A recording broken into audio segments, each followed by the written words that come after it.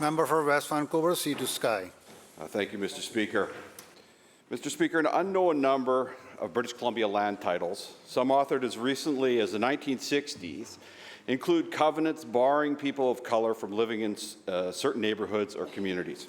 An example of such a racist land covenant was recently highlighted by a constituent of West Vancouver, Capilano. Covenant 7 of Michelle Tung's land title states, quote, "No person of African or Asiatic race or of African or Asiatic descent, except servants of the occupier of the premises and residents, shall reside or be allowed to remain on the premises," unquote. While these types of discriminatory covenants have technically been voided or unenforceable since 1978, when Section 222 was added to the Land Titles Act, the language of the covenants remains on the public record. Under the Torrens system of land registration used in British Columbia, the title is attached to the land and not the original signatories. Currently, land titles must include an unabridged record of land dealings since the title's origin.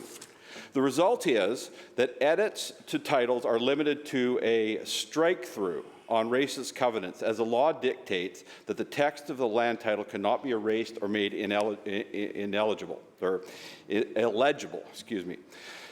However, the continued existence of these covenants on titles serves as a reminder, a perennial reminder to people of color of how they would, in fact, at one time been prohibited from living in their current home. Constituents of West Vancouver have been calling for action to remove discriminatory language from land titles. Over the past 3 weeks, petition on the issue was garnered by over 3,500 signatures in a short period of time, and that petition will be tabled later today by my colleague from West Vancouver, Capilano. The scope of the problem across the province is not well documented, and SFU researchers have found that an artificial intelligence shortcut to scan for discriminatory language the vast volumes of often analog only records. An amendment to the provincial land title system will be required to remove the language, and the requisite resources must be allocated to action change, Mr. Speaker, to ensure that we resolve but not forget these historic offences.